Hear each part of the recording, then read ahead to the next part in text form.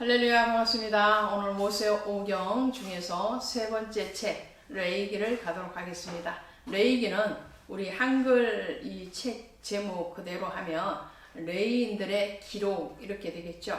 히브리어로 하면은 바이크라 이런 말을 써요. 이 바이크라라는 말은 그가 불러내셨다 혹은 불렀다 이런 뜻을 가지고 있어요.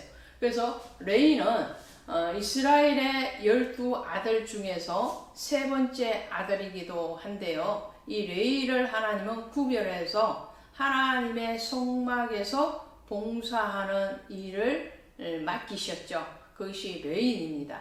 레위인 중에서 아론은 대제사장, 그러니까 고앗 지파는 대제사장의 자리에 오른 거죠. 그러니까 이런 말이 되는 거예요. 모든 레위는 제사장이 될 수 있느냐? OX? 아니죠.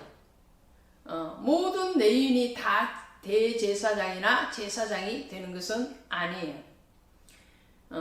그러나 모든 제사장은 다 레위인이다. 이 말은 O입니다. 그래서 아론도 레위인이고요. 또 나답과 아비후도 레위인이고요. 또 모세도 레위인이죠. 그러나 그들이 맡은 일은 모세는 선지자 사역을 하고 아론은 제사장의 사역을 하는 거죠. 그런 차이점이 있다는 것을 보시기를 바랍니다. 그러니까 자, 이 레위인이에요. 그 속에 아론의 계열 고앗 자손이죠. 고앗 자손 중에서도 아론 계열, 아론 계열은 제사장이 되는 거예요. 제사장과 대제사장이 되는 거죠. 그러니까 모든 레위인이 다 제사장이 되는 것은 아니지만 모든 제사장은 다 레위인의 범위에 들어간다라는 것을 기억을 하시고요. 이 레위기를 통해서 하나님은 뭘 말씀을 하시느냐면 제사와 절기를 얘기합니다. 자, 제사와 절기를 통해서 제사를 통해서는 하나님은 뭘 얘기하시느냐면 하나님과의 관계를 회복하자. 하나님과 죄로 인해서 끊어진, 그렇죠? 죄로 인하여 끊어진 하나님과의 관계의 회복이에요. 과의 관계 회복. 관계 회복이 됩니다. 그러면 절기는 뭘까요? 절기.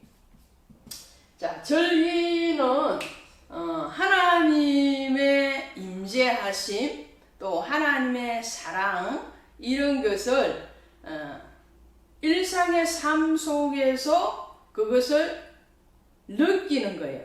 다시 되새김하는 거예요. 이게 절기예요.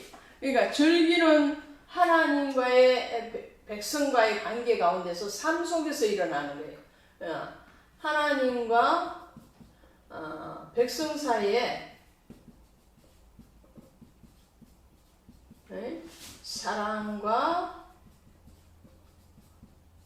임재를 경험하고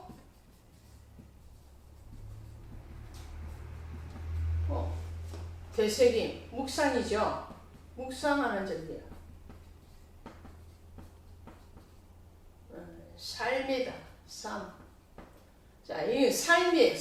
삶 속에서 그것을 매년 반복하는 거죠. 6월절이나 초막절이나 나팔절이나 이런 절기를 통해서 하나님의 뜻하심이 그대로 백성들에게 깨달아지도록, 그리고 하나님이 함께 하심에 대해서 그 삶에서 되새김하고 묵상하는, 오늘날 우리에게 지켜지고 있는 맥주 감사절이나 또 부활절이나 성탄절도 우리가 매년 반복하면서 그리스도의 사랑을 되새김하잖아요. 그런 의미와 했다라는 것을 먼저 기억을 하시고요. 자, 그러면 먼저 절기가 나옵니다. 그래서 오늘은 1장부터 10장까지 말씀을 전할 거예요. 1장부터 10장까지 우리 단락을 한번 구분해 볼까요? 자, 우리 두 단락으로만 나눠서 공부를 할 텐데, 자, 1장부터 10장까지는 제사와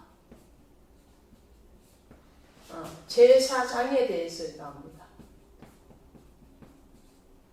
그 다음에 11장부터 이제 11장이 정한 짐승, 부정한 짐승 이렇게 나오거든요. 그 다음에 레위기가 27장까지 있어요. 그래서 신약 속에 이 레위기라 그러면은 히브리서를 보잖아요. 또 구약 속에 신약 그러면 레위기를 보는 거예요. 왜냐하면 레위기는 이 절기 제사를 통해서 예수 그리스도를 나타내고 있기 때문에 구약 속에 신약이다 27장까지 있기 때문에도 그렇게 말을 하기도 합니다. 그래서 11장부터 27장까지는 정결법,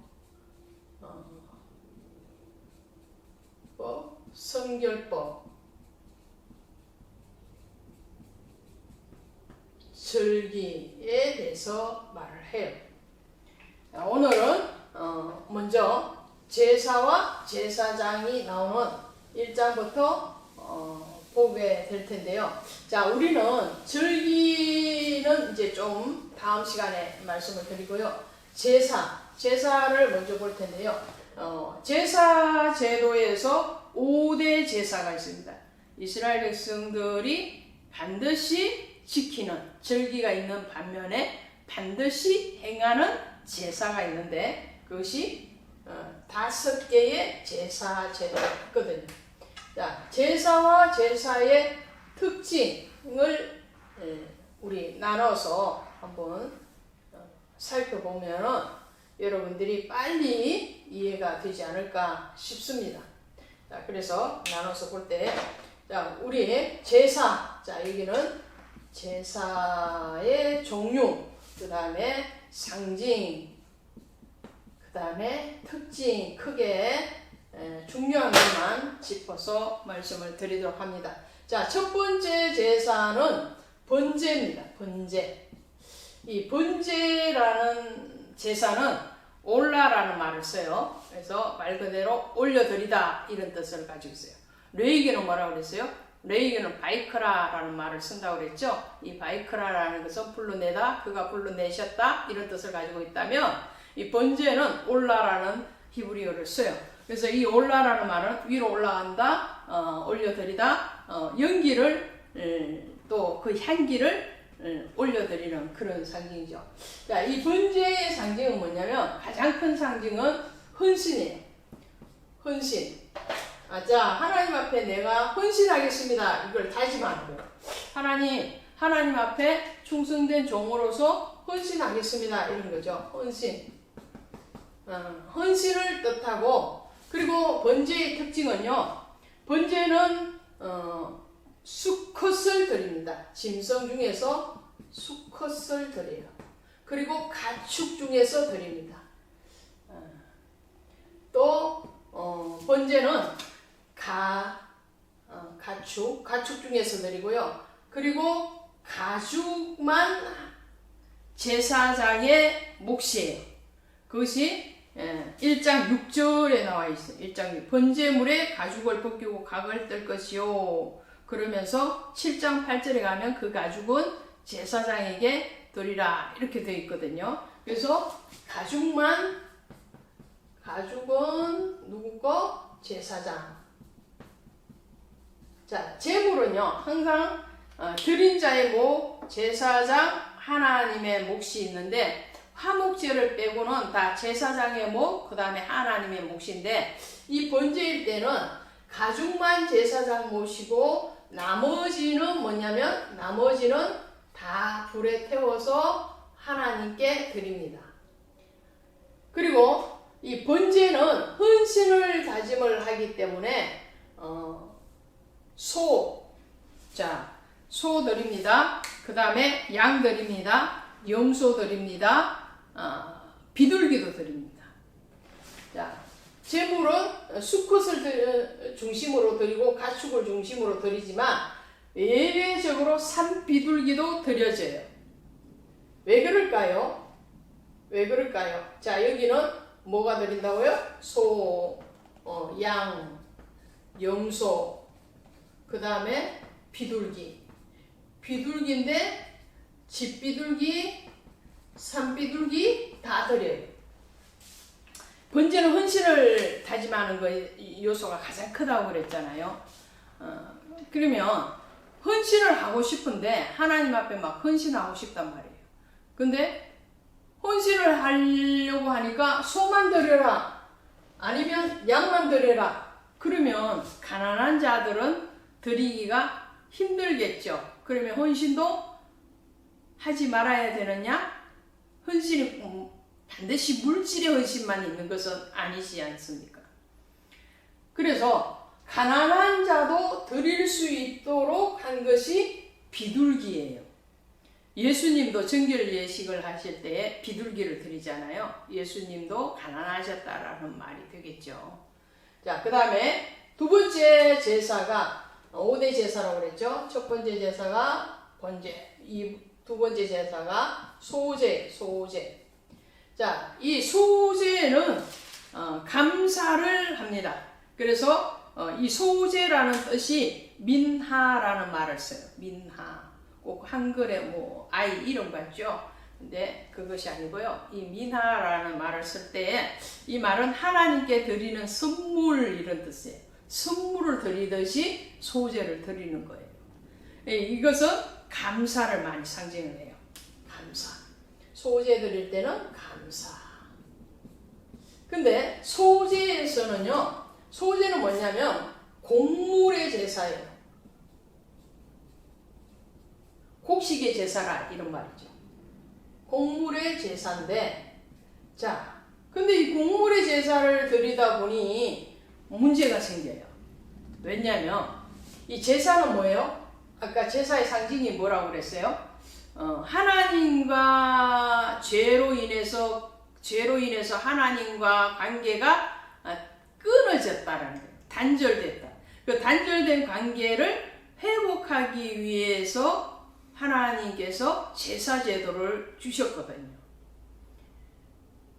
그리고 히브리서 9장 22절에 가시면 피 흘림이 없은적 죄사함이 없느니라 이렇게 말씀해요. 피를 반드시 흘려야 되는 거예요. 그래서 짐승의 제사가 필요한 거거든요. 근데 곡물의 제사를 드리다 보면 피가 없잖아요. 곡물은 피가 없어요. 피가 없으니까 어떻게 할까요? 그래서 뭐냐면 곡물의 제사이기 때문에 단독 제사가 안 됩니다. 단독 제사가 안 되고 반드시 다른 제사와 함께 겸하여 드리는 제사가 소제입니다. 그리고 소제의 또 특징은 뭐냐면요. 이 소제를 드릴 때는 반드시 넣어야 될 것. 넣어야 될 것이 있고 넣지 말아야 될 걸 말 것이 있어요. 곡식을 빻을 때 통곡식을 밀이나 보리를 빻아서 그것으로 떡을 만들거나 아니면 기름에 부침을 해서 드리거나 그 가루를 태워서 드리거나 그러한 제사가 소제인데 곡식을 빻을 때는 반드시 넣어야 될 게 있어요. 반드시 넣어야 될 게 뭘까요? 반드시 넣어야 될 것이 오늘 2절에 가시면 뭐가 나오냐면 2절에 가루 한 움큼과 기름과 모든 유향을 가져다가 이렇게 돼 있죠. 기름 넣어야 돼. 기름. 반드시 넣어야 될 게 기름이에요. 기름은 성령을 상징하죠. 그리고 유향. 이 유향은 뭘까요? 유향은 중보 기도를 뜻해요. 그리고 또 하나 넣어야 될 것이 13절에 가시면 언약의 소금을 내 소재에 빼지 못할지니 모든 예물에 소금을 드릴지니라 그랬잖아요. 소금 넣어야 돼요. 소금은 간을 맞추는 역할도 하지만 여기서 소금은 뭐냐면 하나님과의 언약의 관계를 생각하는 거예요. 언약. 하나님, 저와 언약하지 않았습니까? 우리 조상들과 언약하지 않았습니까? 그 언약을 기억하시옵소서. 이런 거죠. 하나님 항상 언약을 기억하셨다. 이런 말씀을 하시잖아요. 그래서 언약을 반대로 넣지 말아야 될 게 있어요. 넣지 말아야 될 것은 5절에 보시면 누룩 이렇게 나와요. 누룩을 넣지 말고 그 다음에 11절에 뭐라고 해요? 꿀을 넣지 말아라. 누룩이랑 꿀은 넣지 말아야 돼요. 누룩은 부패, 죄를 상징하죠. 죄로 끊어진 관계를 회복하는데 죄의 요소인 누룩을 또 넣을 수는 없는 거죠. 그리고 꿀이에요. 꿀은 달콤하잖아요. 그래서 이 달콤한 것은 세상적인 정욕, 탐욕 이런 걸 얘기해요. 그러니까 하나님과의 관계가 끊어지는 가장 많은 비중을 차지하는 것이 바로 세상적인 그 욕심이 들어간 거죠. 그래서 욕심이 잉태한 적 죄를 낳고 죄가 장성한 적 사망에 이르느니라 그거잖아요. 그래서 이 두 가지는 넣으면 안 됩니다. 이게 소재예요. 그 다음에 세 번째로는 화목제가 나오죠. 화목제. 자, 화목제는 말 그대로 화목하는 거예요. 화평하는 거예요. 화평. 하나님과 또 이웃과 화평하는 거예요. 그래서 화목제의 특징은 뭐냐? 수컷이나 암컷이나 다 드릴 수 있어요. 이 가리지 않아요.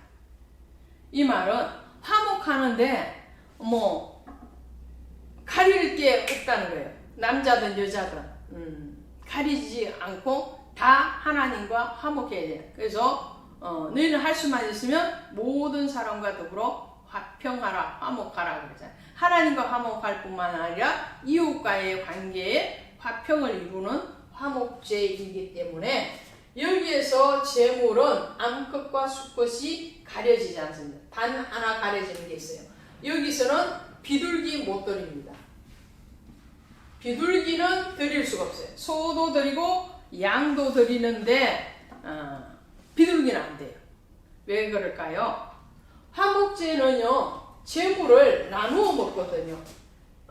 비둘기는 못 드리는 이유는 나누어 먹기에는 너무 적다라는 거예요. 털 뽑아버리고 안에 내장 빼버리고 그러면 뭐 닭 한 마리 정도밖에 안 되잖아요. 그걸 가지고 하나님 앞에 드리고 또 제사장 먹고 이웃과 먹고 이렇게 할 게 안 되는 거예요. 그러니까 덩치가 큰 것만 드립니다. 그리고 이 화목제는 어떻게 해요?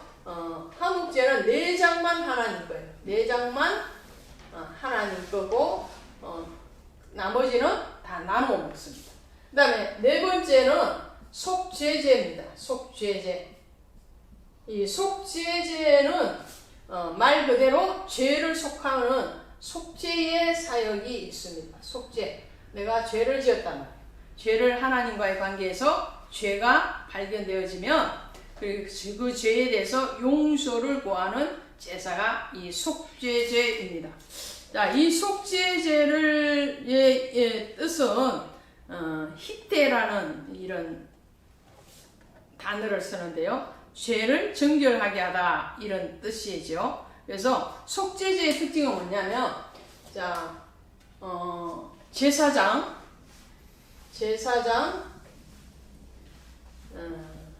그 다음에 족장 그 다음에 평민의 순으로 제물이 달라져요.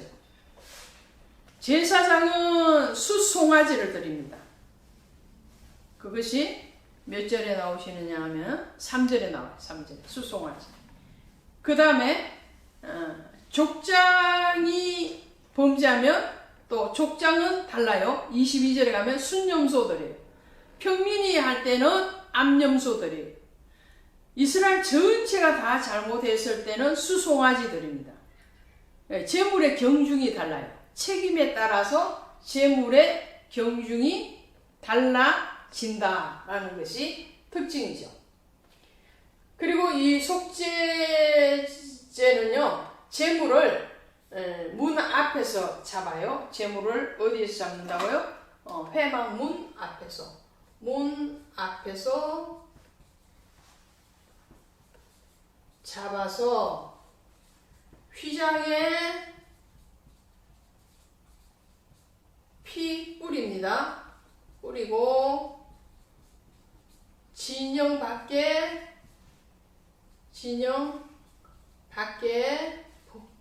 내다 버립니다.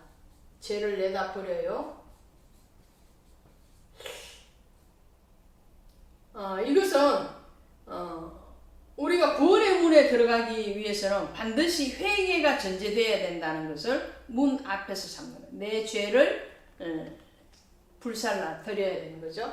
그리고 휘장에 뿌린다는 것은, 휘장은 바로 예수 그리스도의 육체를 가리키잖아요. 그래서 예수 그리스도와 내가 생명의 언약을 다시 맺어야 된다는 걸 얘기하고요. 진영 밖에 갖다 내버린다라는 것은 죄를 멀리한다는 거예요. 이제는 죄와 단절을 상징하고 있죠. 자, 그래서 이제 다섯 번째 제사는 뭐냐면 속건제예요. 속건제. 이 속건제는 뭘까요? 속건제는 여기도 속죄사역이에요. 속죄사역인데 특징이 뭐냐면 여기는 배상이 겸해야 됩니다. 배상이 있어요. 자, 여기 네 번째 제사까지는요, 하나님께 드리고, 화목제는 이제 이웃과 나눠 먹고 그러지만, 하나님과의 관계로 배상의 의미는 아니에요. 하나님께 속죄하는 사역이고, 하나님과 화목하는 것이고, 또 화목제 같은 경우는 나누어 먹는 그런 친교의 의미도 있지만, 화평 친교잖아. 친교인데, 자, 여기 속건제는 하나님의 앞에 제물을 드리고, 그리고 이웃에게 손해를 끼쳤을 때는 거기에 대해서 반드시 배상을 하라. 말로만 잘못했다, 회개합니다, 이게 안 된다는 거예요. 물질을 같이 겸하여 드리는 것이에요. 그것이 속건제의 특징이에요. 그 속건제의 특징에 대해서는, 자, 5장 16절에 가시면 5분의 1을 더하여 이렇게 나와요. 그리고 6장 5절에도 그 본래 물건의 5분의 1을 더하여 돌려보낼 것이니 그랬잖아요. 배상의 의무가 있습니다.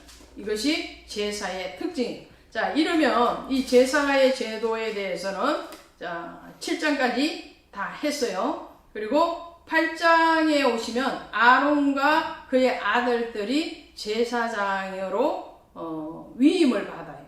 요즘 말로 하면 임직식이에요. 아론이 임직을 할 때는 물론 자기 몸을 물로 성결하게 하고, 그리고 제사장의 옷 세마포와 예봇을 입죠. 그리고 하나님 앞에 속죄제 드리고 번제 드리고 화목제 다 드립니다. 왜요? 제사장이라 할지라도 죄도 있고요, 헌신도 드려야 되고요, 또 하나님과의 화목의 관계가 이루어져야 되기 때문에 이 제사를 다 드립니다. 그리고 그 제물의 피를 제사장의 오른쪽 귀, 오른쪽 엄지손가락, 오른발 엄지발가락에 바르고 나머지 피는 제단에 뿌려요. 그 피는 바로 생명이고 언약이거든요. 그래서 제사장이 위임하고 난 뒤에는 너의 모든 듣는 것, 또 말하는 것, 손으로 하는 것, 발로 하는 것, 오른쪽은 구별해라. 구별하는데 어느 편에서? 하나님 편에서 구별해라 라는 의미를 가지고 있죠.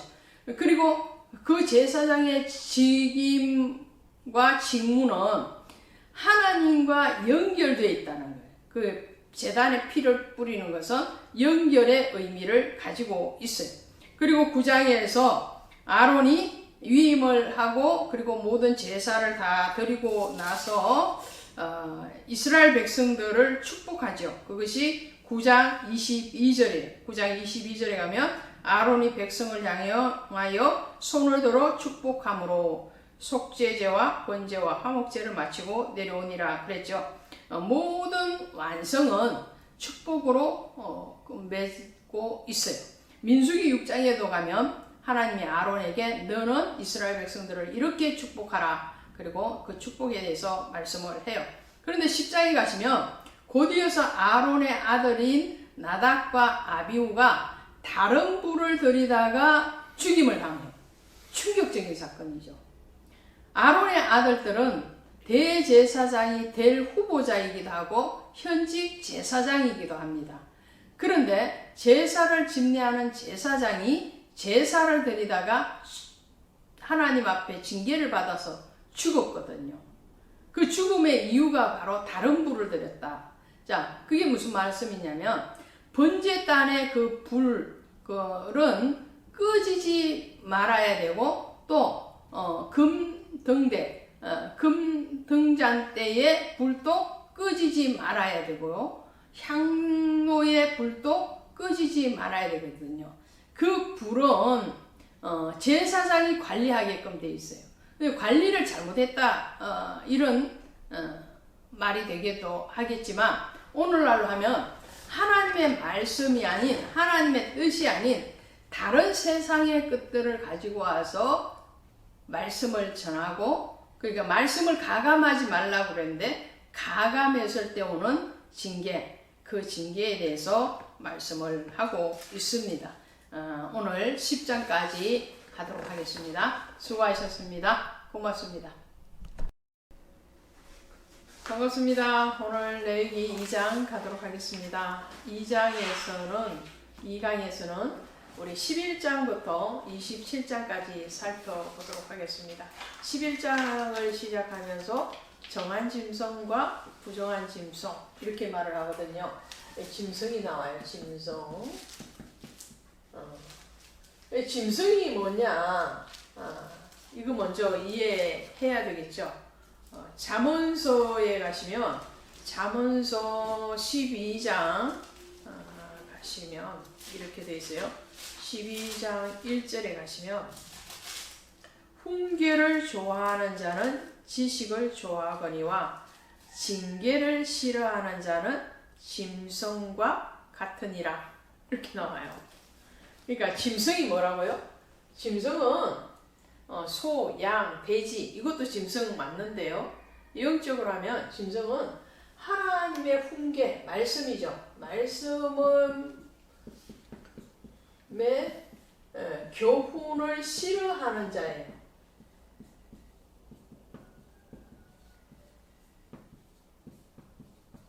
자, 하나님의 말씀의 교훈을 싫어하니까 인간이 아니고 짐승이 된 거예요. 자, 그래서 예수님께서 태어나실 때에 어디에서 태어나시느냐 하니까 구유에서 태어나시잖아요. 마국방 구유. 구유라는 것은 짐승의 먹이통이에요. 우리에게 먹이로 오신 분이 예수님이에요. 그래서 예수님은 요한복음에서 5장에서 오병이의 기적을 일으키시고 하시는 말씀이 나는 생명의 떡이다. 산떡이다. 하늘에서 내려오는 떡이다. 이렇게 말씀을 하시잖아요. 오늘날 우리가 짐승이 될 수도 있고 하나님의 형상 그대로를 닮은 사람이 될 수도 있는 거죠. 자, 그러면 짐승을 이해했어요. 여기서 11장에서 정한 짐승 그리고 부정한 짐승이 나와요. 자, 부정한 짐승과 정한 짐승의 기준이 뭐냐? 영적으로 하면 앞서 말씀드린 것처럼 하나님의 말씀을 듣기를 좋아하느냐 그렇지 않느냐 또 하나님의 말씀대로 행하느냐 안 하느냐 이건데요. 정한 짐승, 부정한 짐승은 우리가 창세기 노아의 방주에서 들어가는 짐승을 볼 때 부정한 짐승은 2상씩, 정한 짐승은 7상씩 들어갔죠. 그리고 노아가 방주에서 나와서 정결한 짐승으로 제단을 쌓았어요.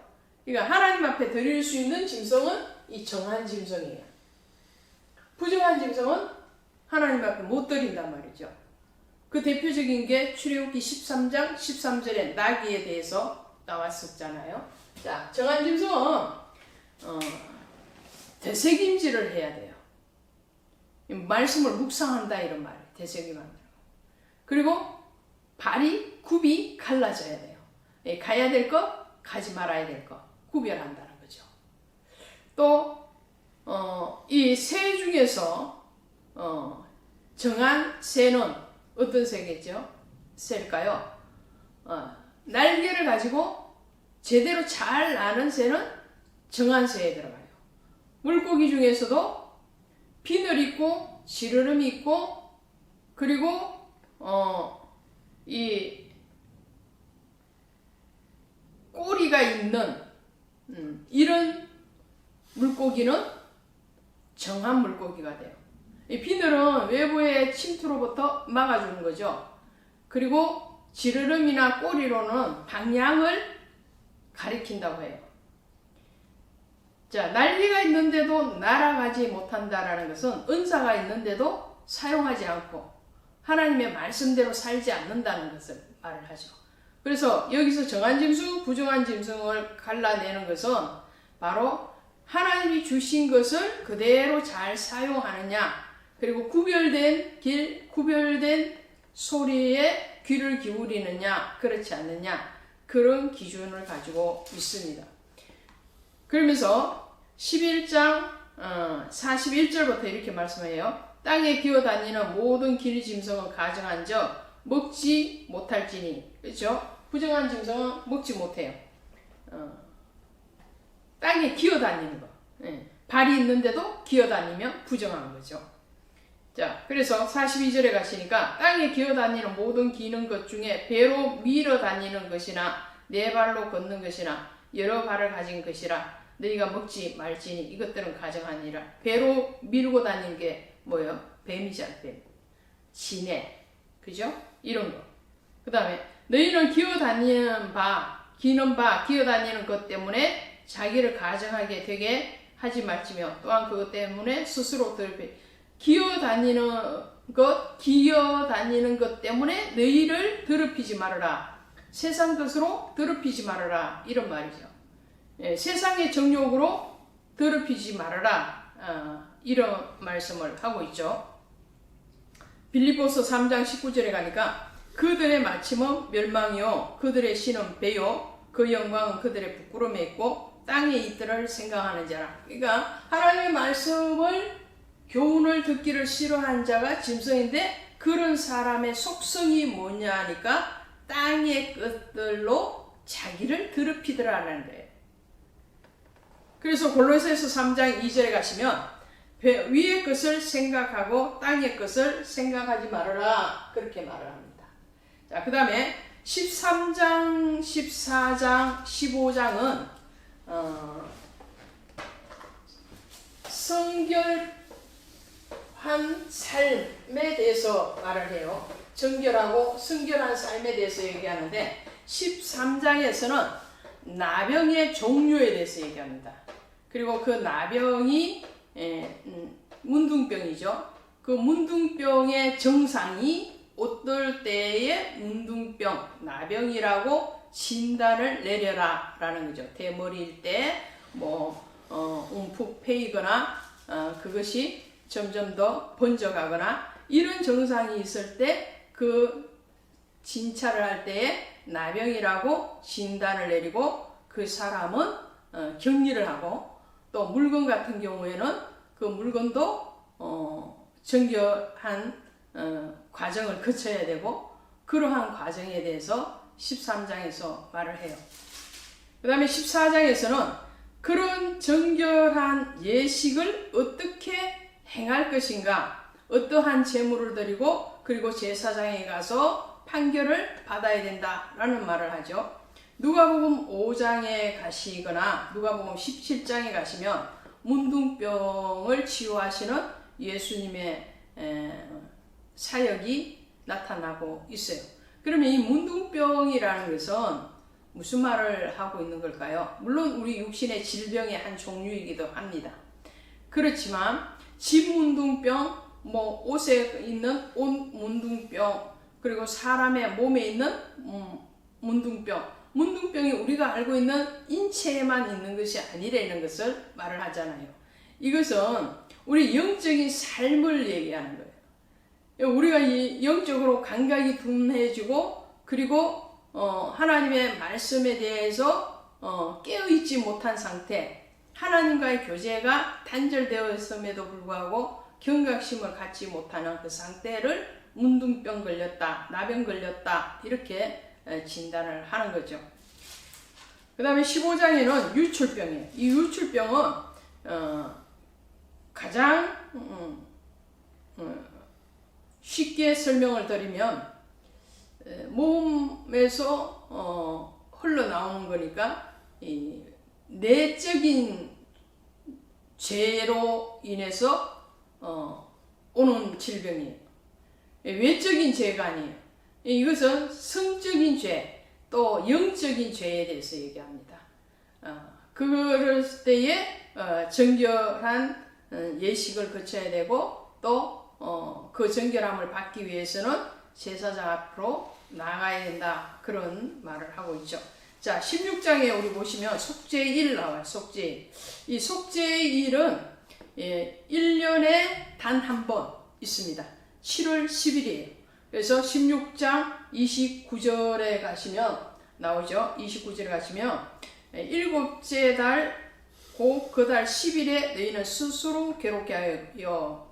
자, 이제 절기에 대해서 나중에 좀 이따가 말씀을 드릴 텐데, 모든 절기는요, 자, 안식일, 안식년, 희년 포함해서 유월절, 무교절, 초실절, 오순절, 나팔절, 그리고 초막절, 이 모든 절기에서 즐거워하고 기뻐하라고 말을 하거든요. 음식을 나누어 먹고, 그리고 즐거워하고 기뻐하고, 그러한 절기예요. 그런데 7가지의 절기 중에서 이 속죄일, 속죄절에는 반대예요. 왜냐면 속죄라는 말이 있잖아요. 속죄. 죄를 속하는 일이에요. 그래, 속죄일. 이 속죄일에는 즐거워하고 기뻐하는 것이 아니고 금식하고 애통해야 합니다. 왜요? 죄니까요. 죄니까. 이 죄는 하나님이 기뻐하시지 않는 거잖아요. 그러니까 기뻐하고 즐거워하면 안 되는 거죠. 그래서 금식을 선포한 유일한 절기가 바로 속죄일입니다. 그리고 이 속죄일의 목적은 부정한 예배자로부터 오는 성소를 정결하게 하는 그까지 포함을 해요. 개인의 어떠한 죄에 대한 속죄일뿐만 아니라 그 개인에 대한 죄에 대해서는 어떻게 해요? 매번 드려지는 속죄제가 있거든요. 속죄제가 있잖아요. 속죄제. 속죄제랑 속죄일은 달라요. 속죄제는 5대 제사 중에 한 제사의 종류였고요. 이 속죄를 하는데 하루 언제라고요? 7월 10일. 이 날에는 개인적으로 속죄제를 드리는 게 아니에요. 대제사장이 대표를 해서 모든 이스라엘의 죄에 대해서 고백하는 거예요. 그래서 이 속죄일 날만 뭐 하느냐면 지성소로 제사장이 들어갈 수 있어요. 대제사장이. 자, 지성소는 제사 드릴 때마다 들어가는 게 아니라 단 하루, 1년에 단 하루, 7월 10일 날, 속죄일 날 대제사장이 세마포 옷을 입고, 세마포 옷이라는 것은 흰 옷을 얘기합니다. 옷을 입고 지성소 들어갑니다. 지성소 위에 뭐가 있기 때문에요? 시언자가 있기 때문에. 혹은 속죄소라고 해요. 은혜를 베푸시고 죄를 용서하는 자리다 이런 말이죠. 이 지성소로 들어갈 수 있어요. 들어가고.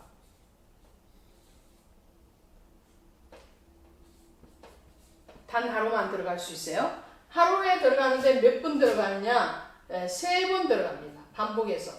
자, 대제사장은요, 오늘 6절에 나오죠. 6절. 4절에 옷을 입고, 그리고 6절에 속죄제에 수송아지를 들이대 자기와 집안을 위하여 속죄하고, 그렇죠. 자기 대제사장이지만 본인도 죄를 짓고 있으니까 그 죄와 자기의 동료와 집안에 대한 그러니까 레인이죠. 레인의 죄를 먼저 속함을 받기 위해서 제물을 드립니다. 그리고 두 염소를 가지고 와서 한 염소는 번제로 하나님 앞에 속죄 제물로 드리고요. 또 하나 염소는 남겨뒀다가 나중에 아사셀 염소라 해서 광야로 내어 쫓아서 죽임 당하게 합니다. 그것은 무엇일까요? 예수 그리스도께서 우리를 위해서 고난당하시고 성문 밖에서 죽으신 것을 예표하죠. 그래서 이브리서 13장 11절 이하에 가면 죄를 위한 짐승의 피는 대제사장이 가지고 성소에 들어가고 그 육체는 영문 밖에서 고난을 받으셨느니라 이렇게 말씀해요. 그 예수 그리스도께서 우리의 죄를 지시고 영문 밖에서 고난을 예루살렘 성 밖에서 고난을 받으셨다라고 말씀을 하죠. 그래서 그 아사셀 염소를 광야를 내쫓음으로 모든 죄가 멀어졌다. 동에서 서가 먼 것 같이 너희 죄가를 멀리 옮기셨느니라 그 말씀을 성취하는 거란 말이죠. 자, 그래서 3번을 들어가는데 첫 번째 들어갈 때는 어디에 나오느냐 하면요. 제사장이 자기 죄를 먼저 속하고 이제 지성소 가는 거예요. 지성소 갈 때 죄 있는 모습으로 가면 안 되거든요. 그래서 자기 죄를 먼저 성결하게 하고 그리고 지성소로 나아갈 때는 12절, 13절 있어요. 향로에다가 번제단에 불을 가득 담아서 그 향로를 가지고 들어갑니다. 향로 가지고 향로에 불 가지고 가요. 지성소 들어가죠. 두 번째 들어갈 때는 언제 들어가느냐면요. 피 뿌리기 위해서 들어갑니다. 15절에 가니까요. 또 백성을 위한 속죄제 염소를 잡아 그 피를 가지고 휘장 안에 들어가서 그 수송아지 피로 이 수송아지 피 그리고 염소 이 염소는 어떤 염소요? 2마리 중에서 1마리를 번제로 드릴 때의 그 피예요. 그 피를 가지고 백성의 이전에는 자기와 레인들에 대한 죄를 속했으니까 이제는 백성의 죄를 가지고 피 뿌리기 위해서 갑니다. 피 뿌리기 위해서. 그 피를 어디다가 뿌리겠어요? 지성소에는 법궤가 있잖아요. 말씀이 담겨있는 법궤가 있기 때문에 그 법궤 앞에 뿌리는 거예요. 그리고 세 번째로 들어갈 때는 자 이제 16절부터 쭉 밑으로 나가시면 이스라엘 백성들의 죄를 용서받기 위해서 전체의 무리에 본인 그리고 레위 다른 동료들 그리고 이스라엘의 모든 백성들의 죄를 모든 백성의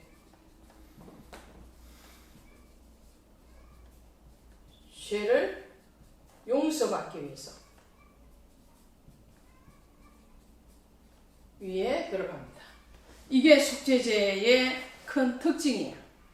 그리고 17장에 가시면 피규례가 나오죠. 피규례가 나오는데 피는 육체의 생명이라 그렇게 말을 해요. 17장 11절에 가시니까 육체의 생명은 피에 있음이라 생명이 피에 있으므로 피가 죄를 속하느니라. 그래서 피 흘림이 없은즉 죄사함이 없기 때문에 그 피는 곧 생명이다 라는 말을 해요. 그래서 그 모든 생명 그 피가 생명과 일체다 14절이죠. 그 다음에 18장부터 20장까지는 성도덕을 포함해서 거룩한 삶에 대해서 얘기합니다. 하나님이 거룩하기 때문에 19장에서 그렇게 말씀을 하시죠. 내가 거룩하니 너희도 거룩하라. 19장 2절에서 그렇게 말씀하죠. 하나님이 거룩하기 때문에 하나님의 자녀된 이스라엘 백성들 또 거룩해야 된다는 거죠. 거룩한 삶을 살기 위해서 너희는 어떻게 해야 되느냐. 18장에서 보면은 이렇게 말을 하죠. 너희 친족 간의 어떤 성적인 가증한 풍습을 본받지 말아라. 그 본받는 것을 어디에서 가지고 오지 말라는 거예요. 18장 3절에 보면 너희가 거주하던 애굽 땅의 풍속을 따르지 말며 내가 너희를 인도할 가나안 땅의 풍속과 규례도 행하지 말고 이스라엘 백성들은 지금 애굽에서 나왔잖아요. 그리고 가나안 땅으로 들어갈 건데 지금 광야거든요. 이 광야에 있는 상황에서 하나님은 과거에 봤던 그 이방인들의 그 가증한 풍속 더러운 그런 모습들을 따라오지도 말고 미래에 들어갈 그 가나안에 주둔하고 있는 그 원족들의 그런 잘못된 풍습도 가져오지 말라라고 말을 합니다. 그래서 근친상간을 맺지 말아라. 그렇게 말을 하고 그 다음에 20장에 가면 그럼에도 불구하고 근친상간을 하고 수간을 하고 잘못된 성적인 생활을 하는 사람들이 있으면 그 사람들은 징계를 해라.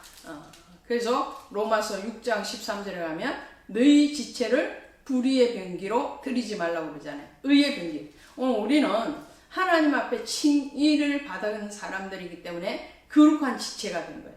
거룩한 지체로 속된 것을 쫓아가지 말아야 되는 거죠. 거기에 대해서 말을 합니다.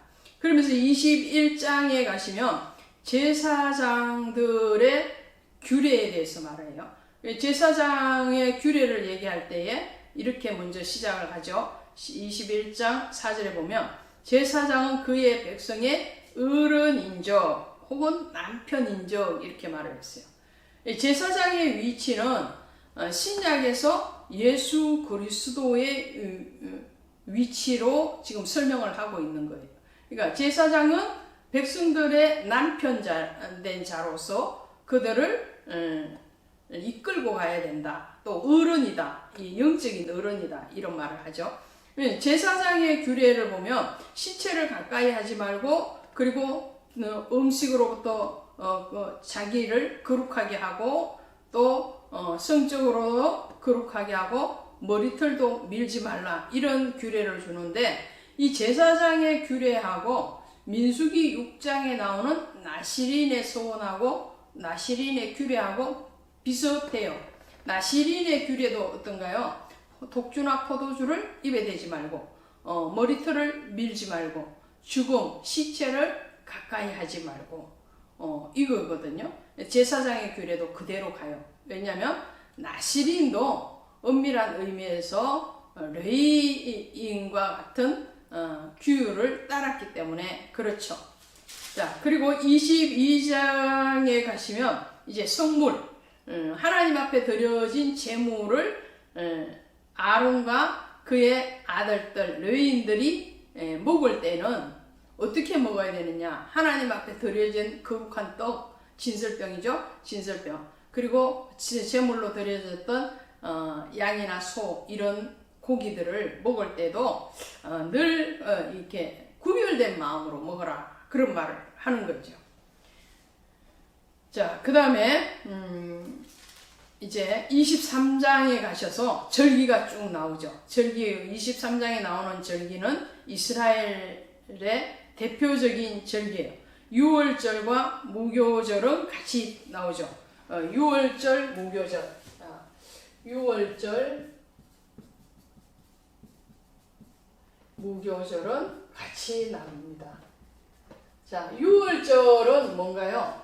유월절은 어린 양의 피 바른 집이에요. 피 바른 집 안에서 어떻게 해요? 양고기를 불에 구워서 먹습니다. 그러면서 무교절을 연달아서 같이 지키거든요. 무교절날 먹는 음식이 선나물. 선나물은 애굽에서의 고난을 얘기합니다. 또 신약에서 예수 그리스도께서 당하신 고난에 대해서 얘기해요.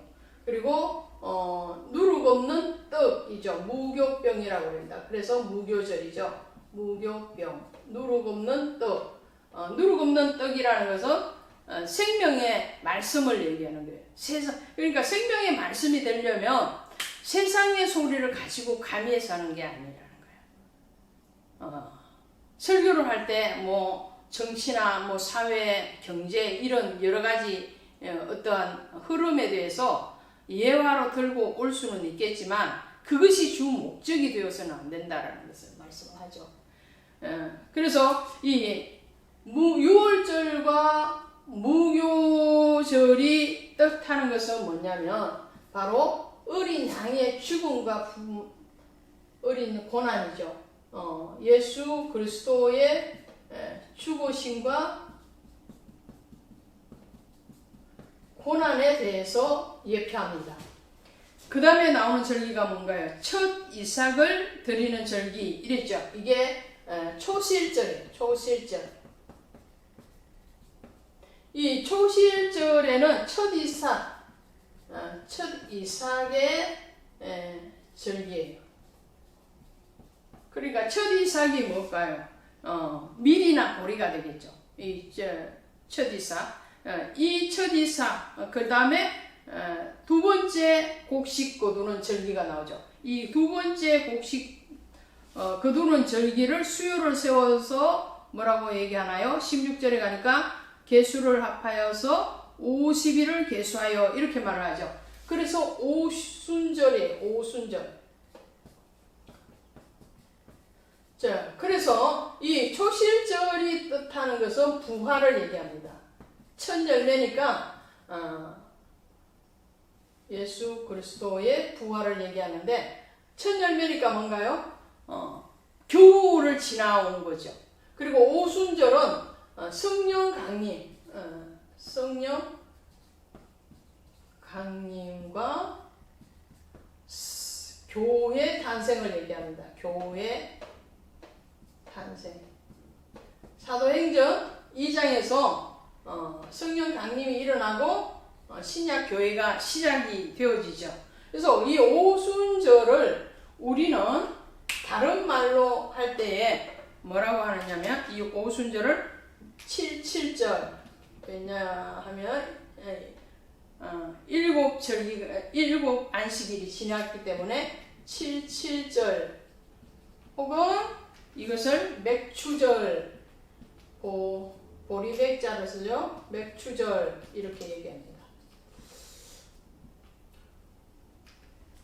그 다음에 나오는 절기가 뭔가요? 일곱째 달 첫날 나팔절이에요. 나팔절. 자, 나팔절 나옵니다. 나팔절.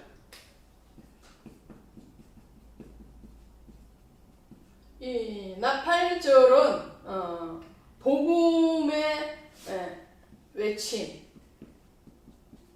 복음의 외침을 얘기해요.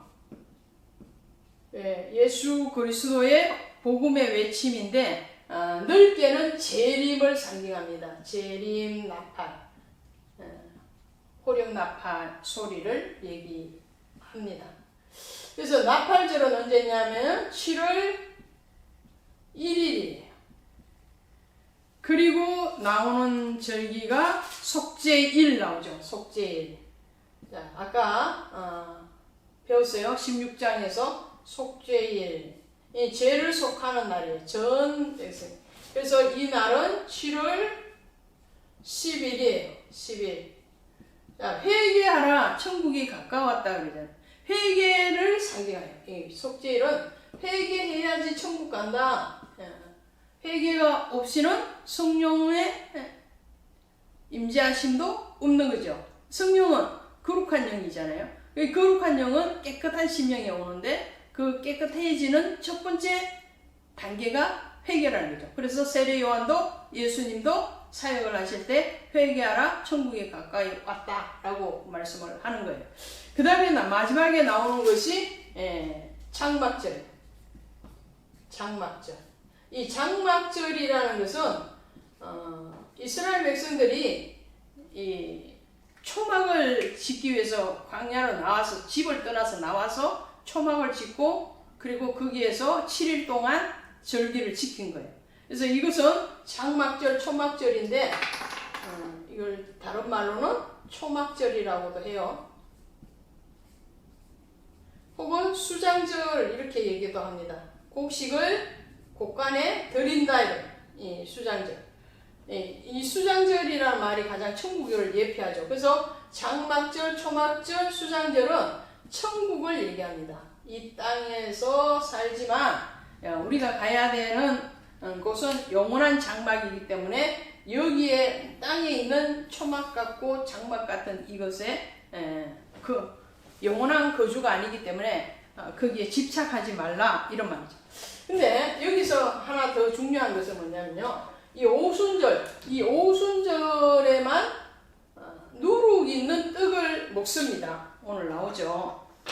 자, 17절에 보시니까 떡 2개를 가져다 흔들지니 이는 고운 누룩에 고운 가루에 누룩을 넣어 구운 것이요. 그랬잖아요. 누룩 떡을 먹습니다. 다른 것은 다 이 무교병 누룩 없는 거예요. 이 무교병이라고 해서 누룩을 안 넣은 게 무교병이에요. 누룩은 죄를 상징했어요.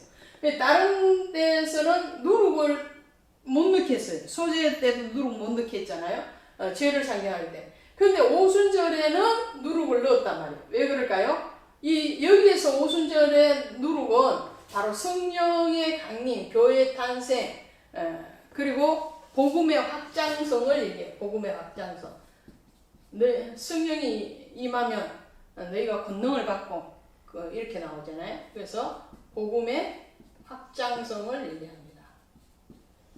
이것이 절기에 대한 거예요.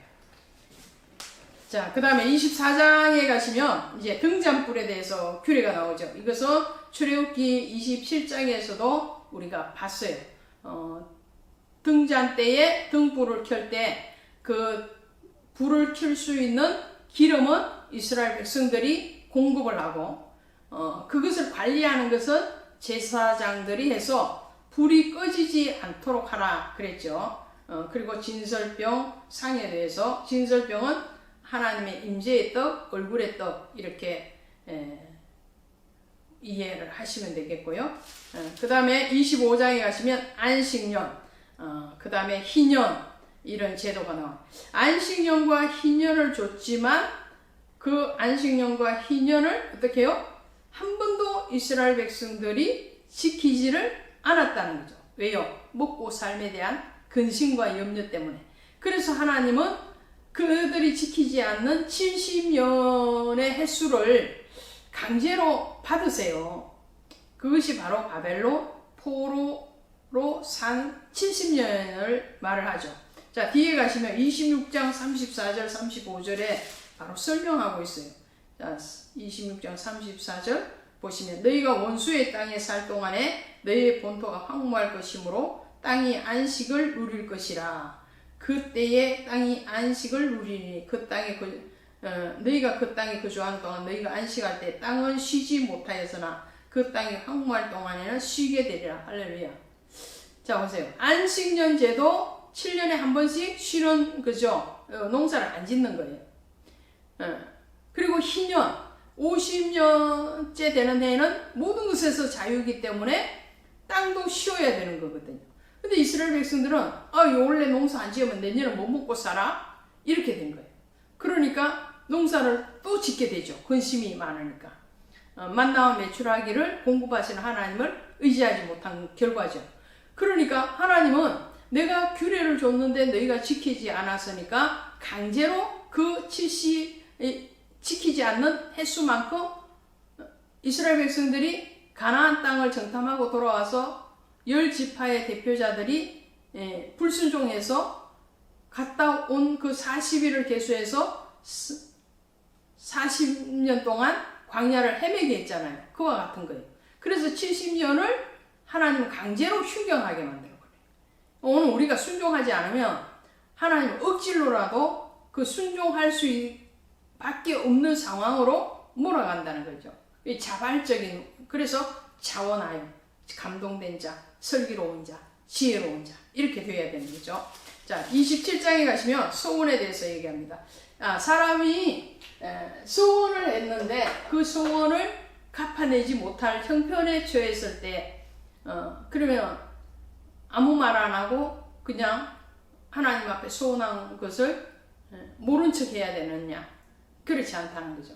그 소원에 대해서는 제사장에게 가서 다시 판결을 받으라는 거예요.